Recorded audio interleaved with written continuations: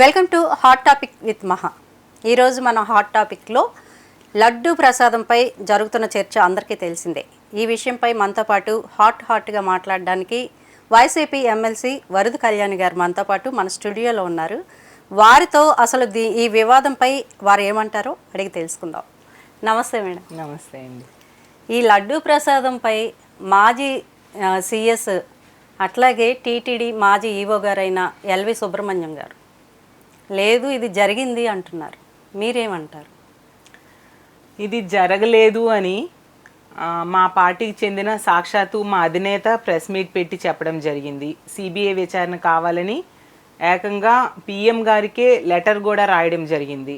అలాగే జగన్మోహన్ రెడ్డి గారు ముఖ్యమంత్రిగా ఉండేటప్పుడు టీటీడీ బోర్డు చైర్మన్స్గా పనిచేసిన వైవి సుబ్బారెడ్డి గారైనా అలాగే బోమన కరుణాకర్ రెడ్డి గారైనా వాళ్ళు ప్రెస్ మీట్స్ పెట్టి కూడా చెప్పారు సిబిఐ ఎంక్వైరీ వేయండి, అలాగే లేదంటే సుప్రీంకోర్టు జడ్జితో విచారణ చేయండి అనేసి.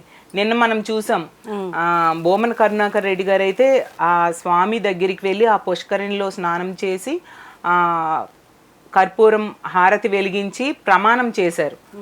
అసలు ఆ మాటలు చెప్పడానికే భయపడేంతగా అంత ప్రమాణం చేశారు అంటే ఎంత గట్స్ ఉండాలి.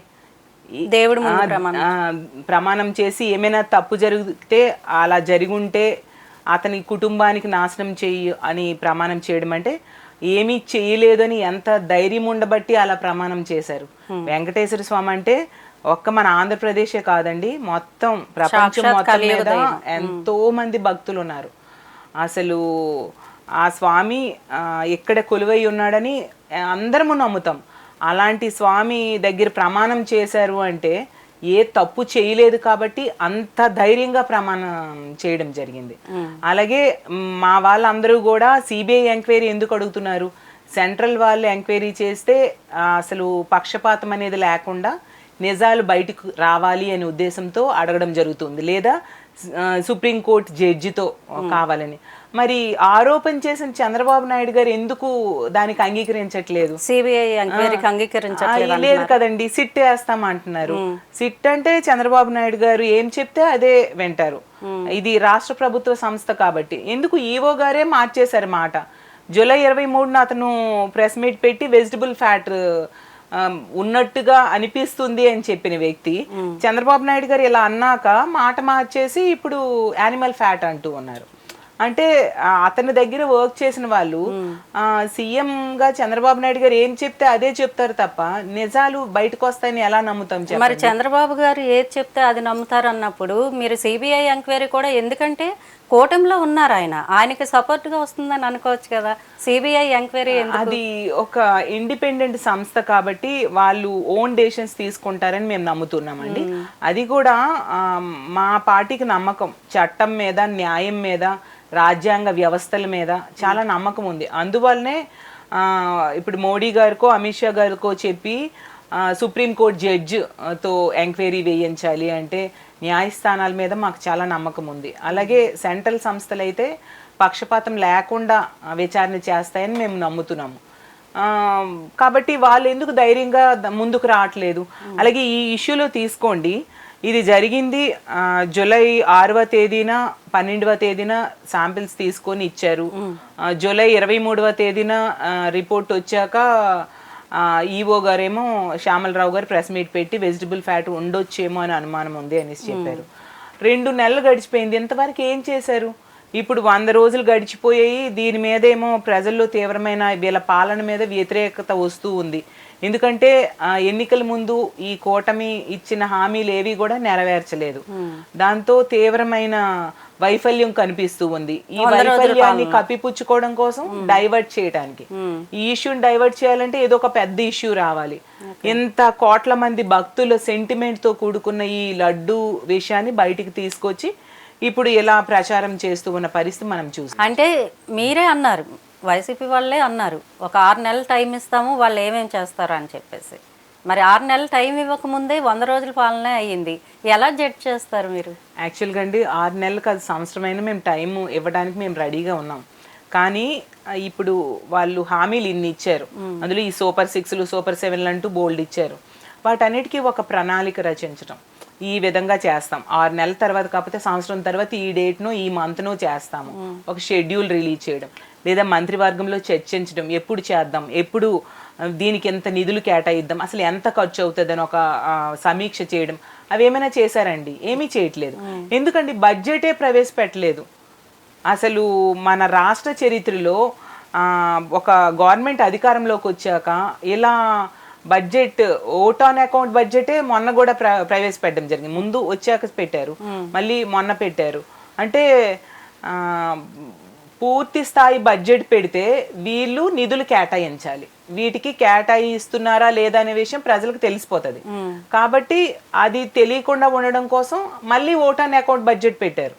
మరి గతంలో జగన్మోహన్ రెడ్డి గారు 2019లో ముఖ్యమంత్రి అయినప్పుడు ఆయన వెంటనే ఫుల్ ఫ్లెడ్జ్డ్ గా బడ్జెట్ పెట్టారు కదా. జస్ట్ 1 month లోనే అసెంబ్లీ పెట్టారు.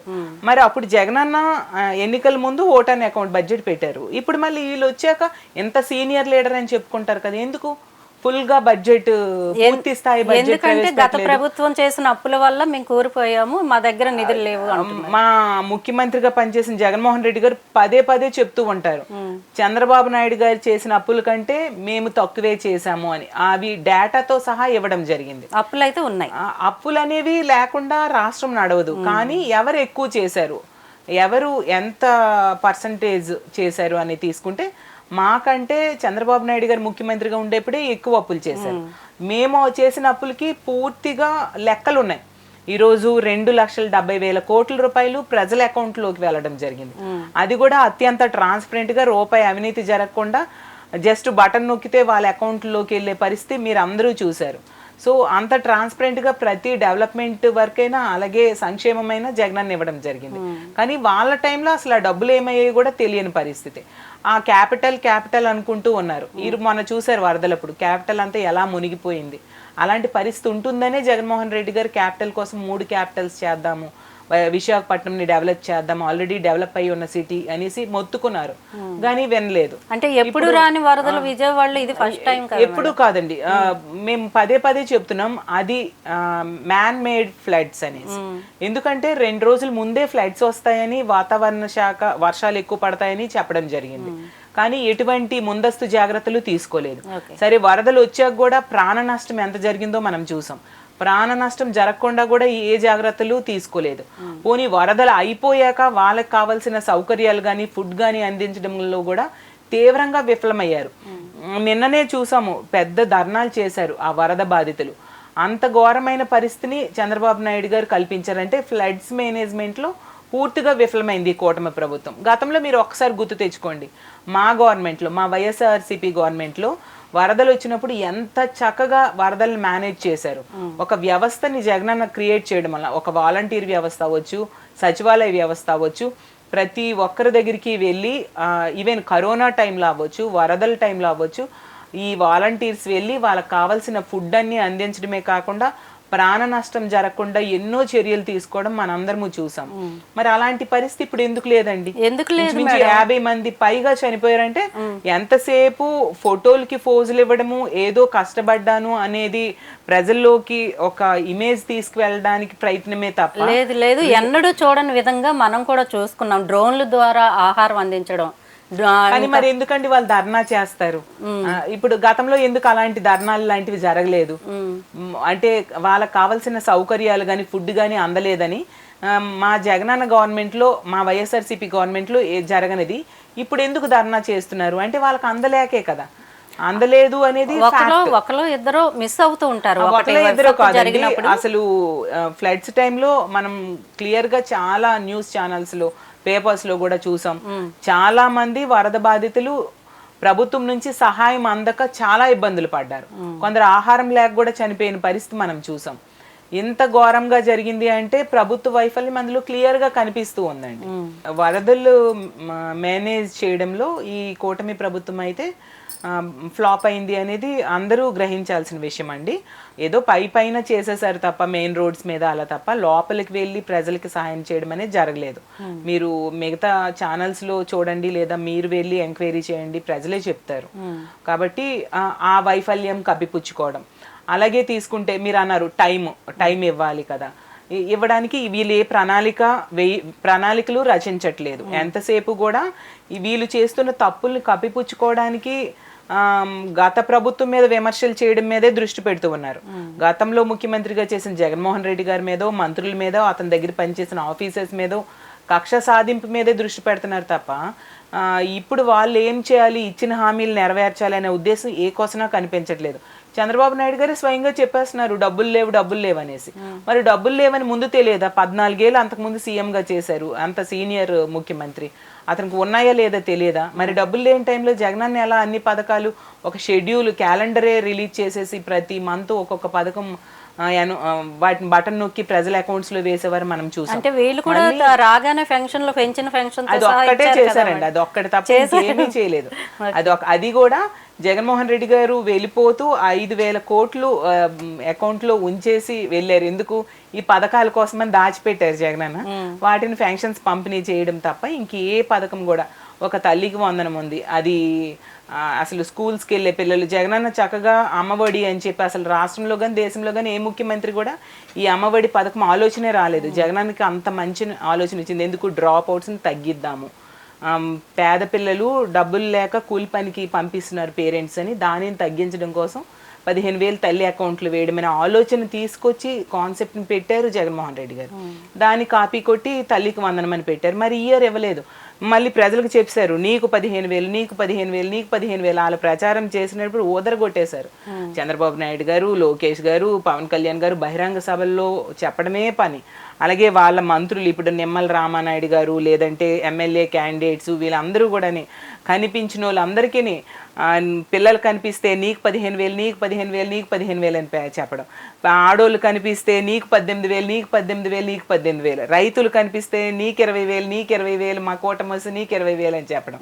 యువత కనిపిస్తే 20 లక్షల ఉద్యోగాలు తీస్తున్నామని చెప్పడం, లేదా నిరుద్యోగ భృతి 3,000 ఇస్తామని చెప్పడం. వీటన్నిటి ఖచ్చితంగా ఆశపడతారు జనరల్గా ప్రజలు అన్నాక. మరి అవేవి ఏమి జరుగుతున్నాయి మీరు చూసే ఉంటారు యాడ్స్. ఒక అమ్మాయి అంట ఉచిత బస్సు కోసం వీళ్ళు వేసిన యాడ్.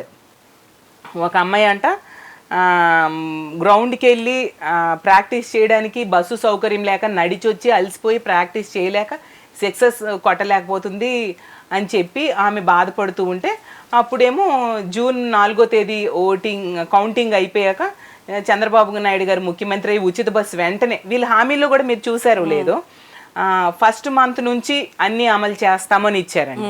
6 నెలలు సంవత్సరము అని ఏం చెప్పలేదు. ఫస్ట్ మంత్ నుంచి ఈ పథకాలన్నీ అమలు చేస్తాము అనేసి. బస్సు అట వెంటనే ఉచిత బస్సు వస్తుందట. ఆవిడ సెంచరీ చేసేసారట ఆ అమ్మాయి. మరి ఏదండి ఫస్ట్ డే నుంచి జూన్ 4 నుంచే బస్సు వచ్చేసింది అన్న టైప్గా యాడ్స్ ఇచ్చారు. చూసారు జూన్ 4 ఏంటి, ఇక్కడ ఎన్ని మంత్స్, 4 నెలలు గడిచిపోతూ ఉంది. సో ఇలా యాడ్స్ వేసి ప్రజల్ని తప్పుదోవ పట్టించి ఏదో ఆశ పెట్టేసి ఇవన్నీ చేశారు. అవేవి చేయట్లేదు.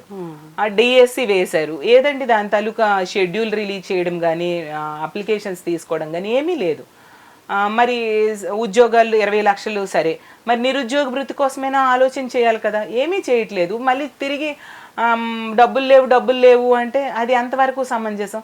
అందుకని వాళ్ళే అవకాశం ఇచ్చారు, ముందుగానే మేము స్పందించే ఛాన్స్ వాళ్ళు ఇచ్చారు. ఇప్పుడు చూసుకోండి ఆడపిల్లలు, అసలు మన రాష్ట్రంలో రోజుకొక అత్యాచారం లేదా రోజుకొక హత్య ఆడపిల్లల మీద జరుగుతూ ఉందండి. అది ప్రతి ఒక్కరూ ఒప్పుకోవాల్సిన సత్యం అండి. అసలు ఎంత రక్షణ లేని పరిస్థితిలో ఉన్నారంటే, అసలు బయటికి ఆడపిల్లలను పంపాలంటే తల్లిదండ్రులు భయపడే పరిస్థితి ఈ రాష్ట్రంలో ఈ రోజు ఈ కూటమి ప్రభుత్వం అధికారంలోకి వచ్చాక ఉంది. వైసీపీ పాలనలో ఇటువంటివి ఎప్పుడు జరగలేదు. ఒకటండి, వైసీపీ పాలనలో అసలు ఇలాంటి సంఘటనలు జరగకుండా ఉండడం కోసం దిశ యాప్ని తీసుకురావడమే కాకుండా దిశ పోలీస్ స్టేషన్స్ జగన్మోహన్ రెడ్డి గారు పెట్టారు. అంతేకాకుండా దిశ చట్టము అనే దాన్ని క్రియేట్ చేసి, అంటే కఠినమైన చట్టాలు తీసుకొచ్చి, అంటే అత్యాచారాలు కానీ హత్యలు కానీ ఆడపిల్లలకు చేసే వాళ్ళ మీద కఠినంగా శిక్షించేట్టుగా ఎన్నో తీసుకొచ్చి దాన్ని ఒక చట్టంగా చేసి కేంద్రం దగ్గర పెడితే, అది కేంద్రంలో పెండింగ్లో ఉంది. జగన్మోహన్ రెడ్డి గారి టైంలో కేంద్రంలో పెండింగ్లో ఉన్న దిశ చట్టంలో ఉన్న అంశాలన్నీ కూడా మన రాష్ట్రంలో అమలు చేయడానికి ఎన్నో చర్యలు తీసుకున్నారు. అసలు పోక్సో కోర్టులు ఎంతో చక్కగా అభివృద్ధి చేయడమే కాకుండా దిశ పోలీస్ స్టేషన్స్లో డిఎస్పీ స్థాయి అధికారిని వేయడం, అలాగే ఈ సచివాలయాల్లో ఒక మహిళా పోలీసుని పెట్టడం, ఇలా ఎన్నో చర్యలు తీసుకోవడం జరిగింది. ఫాస్ట్ ట్రాక్ కోర్టులు ఎన్నో ఏర్పాటు చేశారు, జడ్జెస్ రిక్రూట్మెంట్ చేయడం జరిగింది. అలాగే జీపీఎస్ వెహికల్స్ అంటే ఆడపిల్లలు రక్షించడం కోసము, అలాగే దిశ యాప్ అనేదండి ప్రతి ఒక్కరికి అసలు మేము చాలా ప్రౌడ్గా ఫీల్ అయ్యేవాళ్ళం. ఆ రోజుల్లో విన్నాము, గాంధీ గారు అనేవారు ఆడపిల్ల అర్ధరాత్రి ఒంటరిగా నడిచెళ్తేనే స్వాతంత్రం వచ్చినట్టుగా అనేసి. ఆ విధంగా ఈరోజు ఈ దిశ యాప్ ఉండడం వలన మనలాంటి లేడీస్ అందరూ కూడా ఆ ఫోన్ ఒక్కటి ఉంటే చాలండి, ఒంటరిగా నడిచెళ్ళొచ్చు. పేరు మార్చారు కానీ సేమ్ ఉంచారు కదా మహిళా పోలీస్ స్టేషన్. పోలీస్ స్టేషన్ వరకు ఉంచారు, దిశ యాప్ అయితే లేదు. అదే మహిళా పోలీస్ స్టేషన్ అని చెప్పి పోలీస్ స్టేషన్ వరకు ఉంచొచ్చు, కానీ దిశ యాప్ అయితే లేదు. యాప్ లేదు. లేదు. ఓకే. ఇప్పుడు ఒక ఆడపిల్ల నడిచెళ్తుంటే ఎవడైనా అలర పెడితే చెప్పుకోవడానికి ఏముందండి. ఎందుకు గుడ్లవల్లేరు సంఘటన జరిగింది, వాళ్ళు ఆ ఇష్యూ పెద్దదవడానికి వారం ముందు నుంచి కూడా మేనేజ్మెంట్ కంప్లైంట్, వార్డెన్కైనా వాళ్ళ ప్రిన్సిపల్కి కంప్లైంట్స్ ఇస్తూ ఉన్నారు, ఈ హిడెన్ కెమెరాస్ ఉన్నట్టుగా ఉన్నాయి అని చెప్పేసి. వాళ్ళు స్పందించకపోవడంతో అప్పుడు వాళ్ళు పెద్ద ధర్నాలు, యాజిటేషన్స్ చేయడం జరిగింది. మరి అలాంటప్పుడు ఈ దిశ యాప్ కనుకుంటే ఈ రోజుల్లో అందరు అమ్మాయిలు 1,30,00,000 మంది డౌన్లోడ్ చేసుకున్నారండి ఆ యాప్ని. సో వాళ్ళు ఒక్క SOS బటన్ నొక్కేసి ఉంటే పోలీసులే వచ్చి వాళ్ళకి రక్షణ కల్పిస్తారు. అలాంటివి ఏమైనా ఉంటే అవన్నీ ఫైండ్ అవుట్ చేసి బయటికి తీసేవాళ్ళు కదా.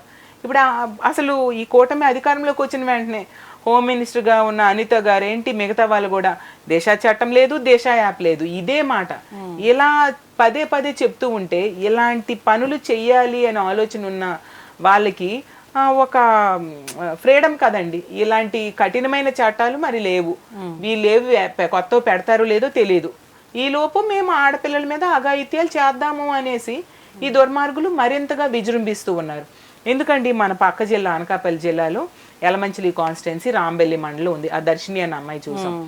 ఆ అమ్మాయికి ఒక అబ్బాయి అలర పెడితే వాళ్ళు కేసు పెడితే జైల్లోకి పెట్టారు. 2 months తర్వాత బెయిల్ మీద వచ్చాడు. ఆల్రెడీ మళ్ళీ స్టార్ట్ చేశాడు. వాళ్ళ ఫాదర్ ఒక 3 సార్లు పోలీస్ కంప్లైంట్ ఇచ్చాడు. ఇచ్చినప్పుడు పోలీసులు వెంటనే ఏదో ఒక చర్యలు తీసుకోవాలి కదా, తీసుకోలేదు. ఏమీ తీసుకోకపోవడంతో వెంటనే ఆ అబ్బాయి వచ్చి ఈమెకి హత్య చేసేసాడు. ఇంటికి వచ్చి మరి గొంతు కోసి చంపేశాడు. చంపితే ఆ అబ్బాయిని పట్టుకోవడానికి కూడా ఈ ప్రభుత్వం కానీ పోలీస్ వ్యవస్థ కానీ పట్టుకోలేకపోయింది. ఇంటికి 200 మీటర్ల దూరంలో అతను ఆత్మహత్య చేసుకుంటే అది కూడా ఊర్లో వాళ్ళు స్మెల్ చూసి కనిపెట్టారు. పోనీ ఎంత జరిగింది, ఆ కుటుంబానికి ప్రభుత్వం ఏ విధంగా ఆదుకుంది? ఈవెన్ ఆ పాప పోస్ట్ మార్టం ఖర్చులు కూడా పెట్టుకోలేనంత పేదవాళ్ళు వాళ్ళ సొంత డబ్బులతో వాళ్ళు పోస్ట్ మార్టం ఖర్చులు పెట్టుకున్నారు. ఈవెన్ అనకాపల్లి హాస్పిటల్లో పోస్ట్ మార్టం జరిగింది, డెడ్ బాడీ ఉంది. హోమ్ మినిస్టర్ గారు పక్క కాన్స్టిట్యున్సీ, ఆ సన్మానాలకి ఆ అనకాపల్లే వెళ్ళారు ఆవిడ. కనీసం కుటుంబం దగ్గరికి వెళ్ళి ఒక భరోసా ఇవ్వడము, ప్రభుత్వం నుంచి ఒక ఆర్థిక సాయం చేయడం ఏమీ చేయలేదు. ఎందుకంటే ముచ్చుమర్రి సంఘటన జరిగింది, ఇప్పుడు 2 నెలలు దాటేసింది అది జరిగి. ఆ పాపను చంపేసి, అత్యాచారం చేసి చంపేసి, 9 సంవత్సరాల పాప చంపేసి పడేశారు. ఎంతవరకు కనిపెట్టలేకపోయారు. మరి అవసరం లేని ఇష్యూస్ అన్నిటికీ డీజీపీ గారిని స్పెషల్ హెలికాప్టర్లో పంపిస్తున్నారు. ఇప్పుడు మదనపల్లి ఫైల్స్ దగ్ధమయ్యాయి, అలాంటి వీటికి పంపించారు. అలాగే ఆ అమ్మాయి ఉంది కాదాంబరి, ఎవరో ఒక ముంబై యాక్టర్ ఇష్యూలో కూడా అలాగే పంపించారు. స్పెషల్ హెలికాప్టర్స్, స్పెషల్ ఫ్లైట్స్ వేసి పంపించారు. మరి ఆడపిల్లలు ప్రాణాలు పోతుంటే వాళ్ళ కుటుంబాలకు ఒక భద్రత, భరోసా ఇవ్వడం కోసం, మేము ఉన్నామని ధైర్యం చెప్పడం కోసం ఎందుకు డీజీపీ గారునో లేదా హోమ్ మినిస్టర్ గారినో పంపొచ్చు కదా. ముచ్చుమర్రి సంఘటన దగ్గరకు కూడా వాళ్ళు ఎవరూ వెళ్ళలేదు. అలాగే ఈ రాంబెల్లి సంఘటన దగ్గరకు కూడా వెళ్ళలేదు. గొడ్లవల్లేరు ఇంజనీరింగ్ కాలేజ్ ఆడపిల్లల దగ్గర కూడా హోమ్ మినిస్టర్ గారు కానీ డీజీపీ గారు కానీ ఎవరు వెళ్ళలేదు. అంటే ఇప్పుడు మదనపల్లిలో ఒక ఫైల్స్ తగలబడిపోతే అంత వెళ్ళారు. అంటే వాటికి ఉన్న విలువ, అంటే కాలిపోయిన కాగితాలకు ఉన్న విలువ ఆడపిల్లల మాన ప్రాణాలకి లేవా నేను అడుగుతున్నామండి. అంటే వాటికి విలువ ఇవ్వట్లేదు. దాంతో రోజు రోజుకి ఎక్కువైపోతున్నాయి. రోజుకు ఒక సంఘటన మనం చూస్తూ ఉండే పరిస్థితిని ఈ ప్రభుత్వం కల్పించింది. సో అందువలన ఎంత గవర్నమెంట్ వచ్చిన కొద్ది రోజుల్లోనే ప్రజలు ఎంత యాజిటేషన్ వచ్చింది. నిన్న చూసాము, వరద బాధితులు ధర్నా చేయడం ఏంటి, వాలంటీర్స్ అలాగే వాళ్ళకి 10,000 ఇస్తామని ఆశ పెట్టారు. మరి 10,000 లేదు, 5,000 లేదు, వాళ్ళకి అసలు ఏమీ జీతమే లేకుండా చేసేసారు. వాళ్ళు ఒకవైపు ధర్నా చేస్తూ ఉన్నారు. మహిళలు వాళ్ళ పిల్లలకి ఇప్పుడేమో కనీసం ప్రైవేట్ స్కూల్స్లో ఉన్న పిల్లలకి ఫీజు వాళ్ళే కట్టుకోవాలి కదండి, డబ్బులు మరి అమ్మఒడి కాదు, తల్లికి వందనం ఏది ఇవ్వలేదు. అలాగే అప్పుడు జగనన్న చేయూత ద్వారా డబ్బులు ఇచ్చేవారు, 18,750 రూపాయలు ఇచ్చేవారు ప్రతి సంవత్సరం టెన్షన్గా. మరి ఇప్పుడు తీసుకుంటే అవేమీ లేదు, దీనికి 18,000 ఇస్తానని చెప్పి మోసం చేయడం జరిగింది. ఎక్కడ 18,000? ఇప్పుడు వాళ్ళు సొంతంగా ఏదో ఉపాధి ఏదో ఒకటి చేసుకునేవారు ఆ రోజుల్లో. ఇప్పుడు ఇవేమీ లేవు. అలాగే నిరుద్యోగ భృతి 3,000 లేదు, 20 లక్షల ఉద్యోగాలు లేవు, ఫ్రీ బస్సు లేదు. అంటే ఇంకా చాలా టైం ఉంది కదా మేడం, 5 సంవత్సరాలు. అదే ఒక ప్రణాళిక రచించడం కానీ బడ్జెట్ లో పెట్టడం కానీ ఏమీ చేయట్లేదు. లాస్ట్ ఇయర్ లో చేస్తే ఇంకేం ఉపయోగం అండి? ఎలక్షన్ కోసం ఎలక్షన్ స్టంట్ గా చేసినట్టుగా తప్ప నిజంగా చేయాలనే ఉద్దేశం వీళ్ళకి ఉన్నట్టుగా ఎలా మనం నమ్ముతాం చెప్పండి? ఓకే, అయితే గంటా శ్రీనివాసరావు గారు అంటున్నారు ఇప్పుడు జగన్ చేసిన రివర్స్ టెండరింగ్ వల్లే ఇవన్నీ అనర్థాలు జరుగుతున్నాయి, సింహాచలం ప్రసాదంపై కూడా మాకు అనుమానాలు ఉన్నాయి అంటున్నారు. దీనిపై ఏమంటారు? అధికారంలో వాళ్ళే ఉన్నారండి.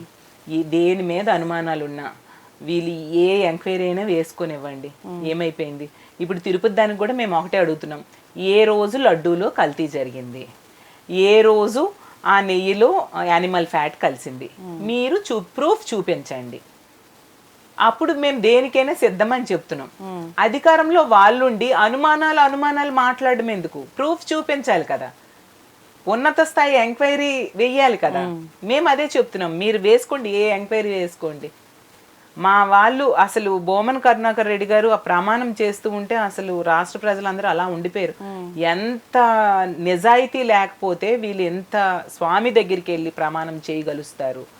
సో అది ఆ నిజాయితీలో ఉన్న ధైర్యం. అది జగనన్న ధైర్యంగా పిఎంకే లెటర్ రాశారు. చంద్రబాబు రాయాల్సి వచ్చిందంటారు అసలు? ఎందుకంటే నిజాలు నిగ్గు తేల్చాల్సిన అవసరం ఉంది కదండి. ఇప్పుడు ఎంత అభాండం వేశారు, మరి అది తప్పు అనేది ప్రూవ్ చేయాల్సిన బాధ్యత కేంద్రం మీదే ఉంది. ఎందుకంటే రాష్ట్రంలో అయితే న్యాయం జరగట్లేదు, అందరూ మాటలు మార్చేస్తూ ఉన్న పరిస్థితి. ప్రధానమంత్రి గారే ఈ రంగంలోకి దిగి ఉన్నత స్థాయి ఎంక్వైరీ కమిటీ వేసి ఇందులో ఉన్న నిజాలు బయటికి తీయాల్సిన అవసరం ఉంది. మేమేం తప్పు చేయలేదు కాబట్టి మేము ఎంత ధైర్యంగా చెప్పగలుస్తూ ఉన్నాం. ఎందుకండి విశ్వ హిందూ పరిషత్ వాళ్ళు చెప్తున్నారు, సెంట్రల్ సహాయ మంత్రిగా ఉన్న బండి సంజయ్ గారు చెప్పారు సిబిఐ ఎంక్వైరీ కావాలని, మా కరుణాకర్ రెడ్డి గారు చెప్తున్నారు సిబిఐ ఎంక్వైరీ కావాలని, మా సుబ్బారెడ్డి గారు సుప్రీంకోర్టులో పిటిషన్ వేయడం జరిగింది, సుప్రీంకోర్టు జడ్జితో విచారణ చేయాలని సిపిఐ వాళ్ళు చెప్తున్నారు. ఎంతమంది చెప్తున్నారు, చంద్రబాబు నాయుడు గారు ఎందుకు దానికి ఒక లేఖ రాయడం లాంటివి కానీ వెయ్యాలని కోరడం కానీ చేయట్లేదు? ఎందుకంటే అతను తప్పుడు ప్రచారం చేశారు, డైవర్ట్ చేయడం కోసం, అతని వైఫల్యాలను కప్పిపుచ్చుకోవడం కోసం ఇలాంటి తప్పుడు ప్రచారం చేశారు కాబట్టి చేయలేకపోతున్నారు. ఇంకోటండి, నేను ఒకటి అబ్జర్వ్ చేశాను, హోమ్ మినిస్టర్ అనిత గారిని తీసుకుంటే ఆవిడ కామెంట్ చేస్తూ అన్నారు, నెయ్యి సరఫరా అనేది రేటు 326 రూపాయలకే సరఫరా చేయడం జరిగింది, అంత తక్కువకి ఎలా చేస్తారో అందుకు కల్తీ అయింది అనేసి ఆవిడ కామెంట్ చేశారు. అనిత గారికి తెలియని విషయం ఏంటి అంటే, గతంలో చంద్రబాబు నాయుడు గారు ముఖ్యమంత్రిగా ఉన్నప్పుడు 2014 నుంచి 19 మధ్య అదే నెయ్యి 243 రూపాయలకి కూడా సరఫరా చేయడం జరిగింది. అలాగే 306 రూపాయలకు కూడా తిరుమల లడ్డూల కోసం సరఫరా చేయడం జరిగింది. లేదండి, ఏదైనా టెండర్ సిస్టమే తప్ప ఇందులో ఏది ధరలు ఎక్కువ తక్కువతో సంబంధం లేదు. అప్పుడు కూడా ఎన్ని రోజులు అయిపోయిందండి, పెద్ద డిఫరెన్స్ అయితే లేదు. సో ఇంతకంటే తక్కువ రేటుకి చంద్రబాబు నాయుడు గారి టైంలో కూడా నెయ్యి సరఫరా జరిగింది. మరి అప్పుడు కూడా కల్తీ జరిగిందా, యానిమల్ ఫ్యాట్ కలిసిందా? మరి దీనికి ఆన్సర్ ఆవిడే చెప్పాలి. మరి హోమ్ మినిస్టర్గా ఉన్న ఆవిడ సిబిఐ ఎంక్వైరీ కావాలని అడగొచ్చు కదా, లేదా చంద్రబాబు నాయుడు గారికి చెప్పి లెటర్ పెట్టించవచ్చు కదా పిఎం గారికి. అలాగే తీసుకుంటే అసలు ఈ నెయ్యి ధర అనేది, నెయ్యి సరఫరా ఏజెన్సీలు అనేవి ఎవరి చేతుల్లో ఉండవండి. అది టెండర్స్ ప్రక్రియ ఎన్నో ఏళ్ళుగా టెండర్స్ ద్వారానే జరుగుతూ ఉంటుంది, ఎవరి ఇన్వాల్వ్మెంట్ ఉండదు. ఎవరు బిడ్స్ తక్కువ కోట్ చేస్తే అవి, అది కూడా ఒక సిస్టమ్. తిరుమల తిరుపతి దేవస్థానం అనేది ఒక ఇండిపెండెంట్ బాడీ, లోకేష్ గారే చెప్పడం జరిగింది, ఒక్క ఈవో నియామకం చేస్తుంది గవర్నమెంట్ తప్ప, సీఎం గారు తప్ప, అందులో ఇన్వాల్వ్మెంట్ గవర్నమెంట్కి ఏముండదని సాక్షాత్తు లోకేష్ గారే చెప్పారు. మరి అలాంటప్పుడు ఇవన్నింట్లో రాష్ట్ర ప్రభుత్వానికి ఏంటి సంబంధం చెప్పండి? సో వీళ్ళు కావాలని ఈ వీళ్ళ వైఫల్యాల్ని కప్పిపుచ్చుకోవడానికి అబద్ధపు ప్రచారం, విష ప్రచారం చేశారు. వెంకటేశ్వర స్వామి అంటే ఎన్ని కోట్ల మంది భక్తులు ఉన్నారు, వాళ్ళ మనోభావాల్ని దెబ్బతీయడమే కాకుండా ఆ తిరుపతి లడ్డూని ఎంతో పవిత్రంగా మన అందరం భావిస్తాం. ఈ కోట్ల మంది కూడా ఆ లడ్డూని ఎంతో పవిత్రంగా భావిస్తారు.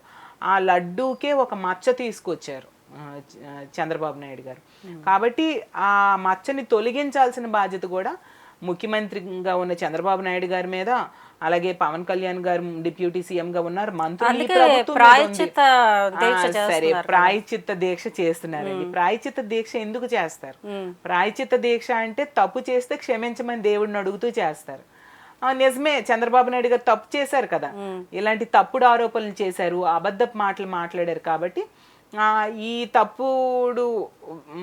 తప్పు ఆరోపణలు చేసిన చంద్రబాబు నాయుడు గారు ముఖ్యమంత్రిగా ఉన్న కూటమి ప్రభుత్వంలో భాగస్వామిగా ఉన్నారు కాబట్టి తప్పుని క్షమించి దేవుడా అని అతను ప్రాయశ్చిత్త వాళ్ళే చేస్తారా? కానీ అండి నేను చెప్పేది ఏంటంటే, అతనికి ఒక సలహా, ఒక డిప్యూటీ సీఎం గా ఉన్న వ్యక్తి ఇలాంటి దీక్షలు చేయడం కంటే నిజ నిర్ధారణ చేయాల్సిన అవసరం ఉంది. అసలు ఏంటి నిజం అనేది వెలికి తీయాల్సిన అవసరం ఉంది. పవన్ కళ్యాణ్ గారు పదే పదే చెప్తారు మోడీ గారు బాగా పరిచయం, అమిత్ షా గారు చాలా పరిచయం అని. వాళ్ళ దగ్గరికి వెళ్ళి సిబిఐ ఎంక్వైరీయో సిట్టింగ్ జడ్జి సుప్రీంకోర్టు జడ్జితోనే ఎంక్వైరీ వేయించి నిజాలు వెలికి తీస్తే, మేము పదే పదే చెప్తున్నాం ఒకటే మాట, ఏ రోజు కల్తీ జరిగింది, ఏ రోజు లడ్డూలో ఇలాంటి యానిమల్ ఫ్యాట్ కలిసింది. చంద్రబాబు నాయుడు గారు అయితే ఏకంగా నెయ్యికి బదులు యానిమల్ ఫ్యాట్ వాడారని కొన్ని సందర్భాల్లో చెప్పారు. అంత ఘోరమైన తప్పిదం ఏ రోజు ప్రూఫ్ అనేది కావాలి కదండి. మాటలు ఎవరైనా మాట్లాడేస్తారు, సాక్ష్యం ఏది అది నిరూపించాలి. నిరూపించడం మానేసి ఇలాంటి దీక్షలు చేస్తే ఎవరికి ఉపయోగం చెప్పండి? అది దేవుడితో ఆటలాడుతున్నారు. అది వెంకటేశ్వర స్వామి అనేది కలియుగ ప్రత్యక్ష దైవంగా మనందరం కూడా కొలుస్తాం. అలాంటి స్వామితో ఆటలాడుతున్నారు. అది మంచి పద్ధతి కూడా కాదు. దానివల్ల భక్తుల మనోభావాలు దెబ్బతినడమే కాకుండా దేవుడితో ఆటలాడడం వాళ్ళకు కూడా మంచిది కాదని నేను భావిస్తూ ఉన్నాను. ఇందులో తప్పు ఎవరిది ఉన్నది అన్నది దేవుడికే తెలియాలి. ఎందుకంటే మీరు ఇలాంటి వాదన వినిపిస్తున్నారు, అవతల వైపు నుంచి కూడా ఇదే వాదన వస్తుంది. వాళ్ళ వైపు నుంచి సిబిఐ ఎంక్వైరీ అడగట్లేదు కదండి, అక్కడే అర్థమవుతూ ఉంది వాళ్ళు చేసిన తప్పు బయటికి పడిపోతుంది అని వాళ్ళు సిబిఐ ఎంక్వైరీ అడగట్లేదు. ఇప్పుడు వైసీపీలో కొంతమంది నేతలు, అంటే నేను స్వయంగా ఇంటర్వ్యూ చేసిన వాళ్ళే, ఇప్పటికీ ఓటమిని అంగీకరించలేకపోతున్నారు. ఎందుకని? వాళ్ళ అంటే నెక్స్ట్ 25లో వచ్చేది మళ్ళీ జగనన్నే సీఎంగా వస్తారని కూడా శబ్దాలు చేస్తున్నారు. యాక్చువల్గా అండి అది వాళ్ళ వ్యక్తిగతం అవ్వచ్చు, కానీ ఇచ్చిన హామీల్లో 98.5% నెరవేర్చిన ముఖ్యమంత్రిగా జగన్మోహన్ రెడ్డి గారు తన పరిపాలన సాగించారు. అంతేకాకుండా గతంలో చూసాం చంద్రబాబు నాయుడు గారు ముఖ్యమంత్రిగా ఉన్న 5 ఏళ్ళు తీసుకుంటే రైతులకి రైతు రుణమాఫీ చేస్తానని చేయలేదు, మహిళలకి డ్వాక్రా రుణమాఫీ చేస్తానని చేయలేదు, అలాగే మహిళలకి 0 వడ్డీ రుణం కూడా 2016 అక్టోబర్ నుంచి ఎగ్గొట్టేసేయడం జరిగింది. అలాగే నిరుద్యోగులకి ఇంటికొక ఉద్యోగం లేదా నిరుద్యోగ 2,000 రూపాయలు ఇస్తానని చెప్పి చేయలేదు. సో అన్ని రకాలుగా ఇచ్చిన హామీలు నెరవేర్చలేదు గతంలో చంద్రబాబు నాయుడు గారు. మేనిఫెస్టోనే వెబ్సైట్లోంచి తీసేశారు. కానీ జగన్మోహన్ రెడ్డి గారు పరిపాలించినంత కాలం కూడా మేనిఫెస్టోని ఒక బైబిల్, ఖురాన్, భగవద్గీతలా భావించాలనుకుంటూ అందులో ఉన్న అంశాలన్నీ నెరవేర్చడానికి ఎంతో కష్టపడ్డారు. ఆ మేనిఫెస్టోలో రాజధాని కూడా ఉందా మేడం? లేదు లేదు లేదు. అయినా కూడా 3 రాజధానులని పెట్టి మన విశాఖపట్నం అభివృద్ధి చేయాలని ఎంతగానో ట్రై చేశారు. కానీ మరి చూశారు, ప్రతి దానికి కూడా అడ్డు పెడుతూ, ప్రతి పనికి కూడా కోర్టుల్లో కేసులు వేసి అడ్డు పెడుతూ ఆపుతూ ఉన్న పరిస్థితి అప్పుడు ప్రతిపక్షంలో ఉన్న చంద్రబాబు నాయుడు గారు చేసేవారు. అసలు జగనన్న తీసుకుంటే మనం చూసాం, ఒక సంక్షేమమే కాకుండా అభివృద్ధి కూడా 2 కళ్ళలా పరిపాలన చేశారు. సో అంత చక్కటి పరిపాలన ఇచ్చారు. గ్రామ స్థాయిలో పరిపాలన వికేంద్రీకరణ చేసి గ్రామ సచివాలయాలు, వార్డు సచివాలయాలు, అలాగే వాలంటీర్ వ్యవస్థ ఏర్పాటు చేసి ప్రజల దగ్గరికే, ప్రజల ముంగిటికే పాలన వచ్చేట్టుగా చేయడం మనందరం చూసాం. అంటే అంత చక్కటి పరిపాలన ఇచ్చిన వ్యక్తికి 11కి నెంబర్కి అంకితం చేయడం వెనుక ఏంటి అసలు? అదేనండి, ఈ సూపర్ 6 అనేవి పెడతాము అని చెప్పి ప్రజలకు మభ్య పెట్టి చెయ్యని హామీల్ని చేస్తాము అని చెప్పి నమ్మించడం వలన ప్రజలు కొంచెం ఆశపడి ఓట్లు వేయడంతో మేడం ఇప్పుడు మీరు అన్నారు ప్రజలు ఎందుకు వాళ్ళని నమ్మారు అంటే సూపర్ సిక్స్ ఇలాంటి హామీలు చేయలేని హామీలు ఇచ్చారు, అందుకే ఆకర్షితులై వాళ్ళు ఇచ్చేశారని. కానీ ఇంకొక వాదన ఏంటంటే ప్రతిపక్షాలు కూడా చెప్తూ ఉంటాయి కదా, ఇప్పుడు జగనన్న అనే వ్యక్తి ఆయన చుట్టూ ఒక నలుగురు వ్యక్తులను పెట్టుకొని మంత్రులు కానీ ఎవరిని ఎమ్మెల్యేలు కానీ ఎవరిని కలవనివ్వకుండా ప్రజలకు అందుబాటులో లేకపోవడం వల్ల అసలు వైఫల్యం చెందారు అని చెప్పి, దీనిపై మీరేమంటారు? ఇది నేను ఖండిస్తూ ఉన్నానండి. ఎందుకంటే జగనన్న ఖచ్చితంగా అందుబాటులో అయితే ఉన్నారు.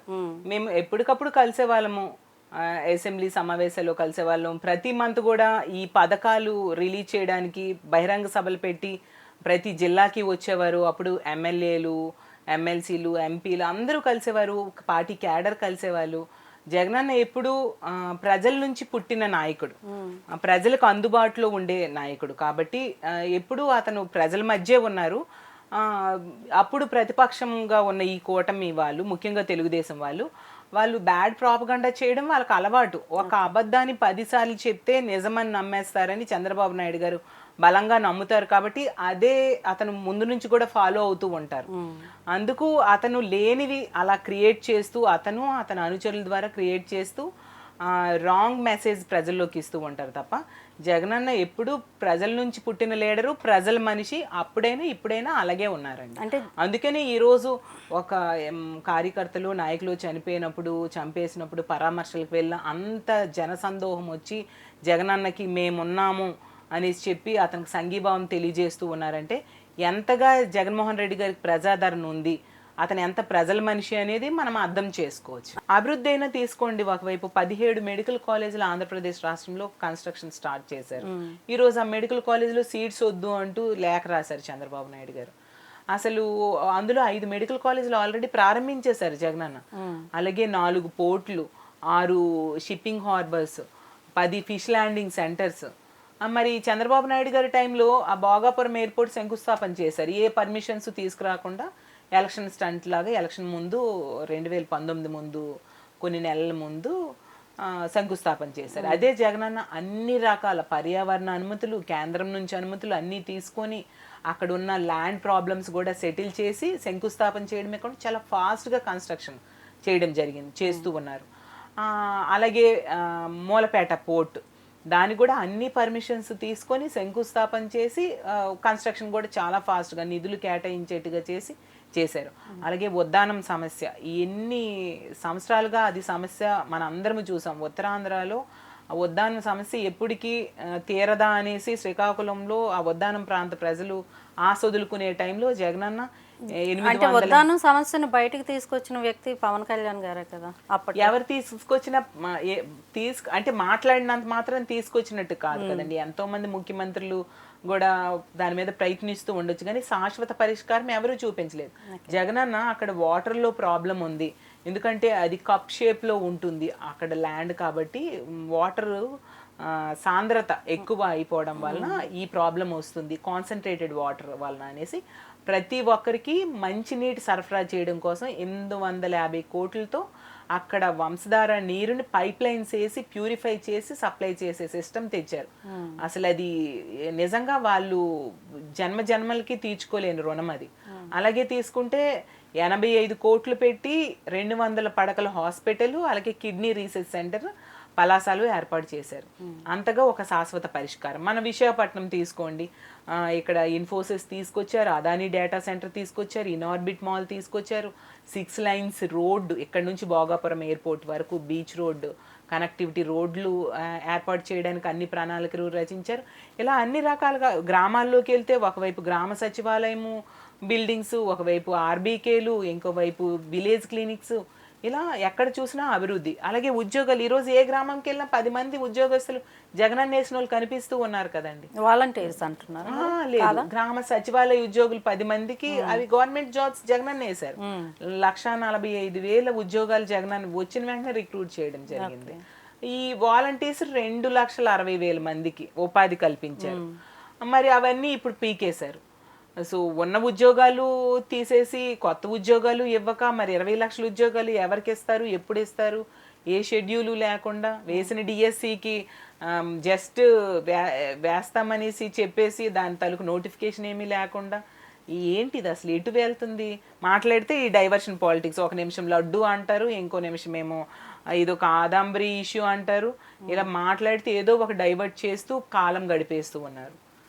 తెలుస్తుంది మీరు అన్నట్టుగా 6 నెలలు, సంవత్సరం తర్వాత, 2 సంవత్సరాల తర్వాత ఇదే పరిస్థితి ఉంటది. ఎందుకంటే వాళ్ళకి చేసే ఉద్దేశం లేదు. మధ్యలో ప్రజలు కూడా వాళ్ళకి మోటివేట్ చేయడానికి డబ్బులు లేవు అంటూ మభ్య పెట్టడానికి ట్రై చేస్తూ ఉన్నారు. చూద్దాం మరి ముందు ముందు ఏం జరుగుతుందో. ఇప్పుడు మీరు ఏ విషయాన్నైనా సరే క్షుణ్ణంగా నీట్గా చక్కగా చెప్పేస్తూ ఉంటారు, ఏ విషయం అడిగినా సరే. మీలాగా మిగతా నాయకులు ఎందుకు బయటకు వచ్చి వాళ్ళ వాయిస్ని వినిపించలేకపోతున్నారు? మ్యాక్సిమం అందరూ చెప్తూ ఉన్నారు, కానీ ఎంతగా 98.5% హామీలు అమలు చేసినా కూడా కొంచెం ఓటమి చెందడంతో చిన్న బాధలో ఇంకా ఉంటాం. కాబట్టి కొందరు అప్పుడే రాకపోవచ్చు, కానీ నిజాలు ఇవన్నీ నిజాలు కాబట్టి ఖచ్చితంగా అందరూ బయటకు వచ్చి రానున్న రోజుల్లో జరుగుతున్న ఈ కూటమి ప్రభుత్వంలో ప్రజలకు జరుగుతున్న అన్యాయాన్ని గొంతెత్తి చాటడానికి అందరూ సిద్ధంగా ఉన్నారు. ఫ్యూచర్లో వైసీపీ పరిస్థితి ఎలా ఉండబోతుంది? ఖచ్చితంగా మళ్ళీ 175కి 175 తెచ్చుకొని తీరుతాం. 100% అండి. ఎందుకంటే ప్రజలు తెలుసుకుంటారు. ప్రజలు ఒకసారి మోసపోతారు, పదే మోసపోరు కదండి. ఖచ్చితంగా వీళ్ళు ఎలాగూ ఈ హామీలు నెరవేర్చే ఉద్దేశం వీళ్ళకి లేదు కాబట్టి ఇలాంటి డైవర్షన్ పాలిటిక్స్, కుట్రపూరిత రాజకీయాలు చేస్తూ ఉన్నారు. కాబట్టి ప్రజలు తెలుసుకుంటారు. ఇప్పుడే మీరు చూసారు, జగనన్న ఎక్కడికి వెళ్ళినా కూడా విపరీతమైన ప్రజాదరణ. వీళ్ళు ఎంతసేపు చూస్తుంటే కూటమి అధికారంలోకి వచ్చాక కక్ష సాధింపులు, పాత అధికారుల్ని సస్పెండ్ చేయడం ఏంటి, పాత అధికారులకి ఏమో అవమానించడం ఏంటి, అలా చేయడం. అలాగే వైఎస్ఆర్సీపీ కార్యకర్తలకి, నాయకుల మీద హత్యలు, అలాగే వాళ్ళ మీద దాడులు, వాళ్ళ ఆస్తులు ధ్వంసం చేయడం, అలాగే వైఎస్ఆర్సీపీ ఆఫీసుల మీద దాడులు, ఇవే కనిపిస్తున్నాయి తప్ప ఎక్కడ సంక్షేమం కనిపించట్లేదు, అభివృద్ధి కనిపించట్లేదు. కాబట్టి ప్రజలు ఖచ్చితంగా తెలుసుకుంటారు, తగిన బుద్ధి చెప్తారు. అంటే గత ఎన్నికల్లో జగన్ గారు గెలవడానికి కారణం పాదయాత్ర. మరోసారి పాదయాత్ర చేసే ఛాన్సెస్ ఉన్నాయంటారా? మీకేమైనా సమాచారం ఉందా? అది లాస్ట్ ఒక 2 years ముందు డిసైడ్ చేస్తారు. సో ఇవ్వండి హాట్ టాపిక్ విత్ మహాలో ఈరోజు మనం వైసీపీ ఎమ్మెల్సీ వరద కళ్యాణ్ గారు చెప్పిన మాటలు విన్నాము. అలాగే మరొక హాట్ టాపిక్తో మీ ముందుకు వస్తాం. చూస్తూనే ఉండండి VST న్యూస్. Thank you.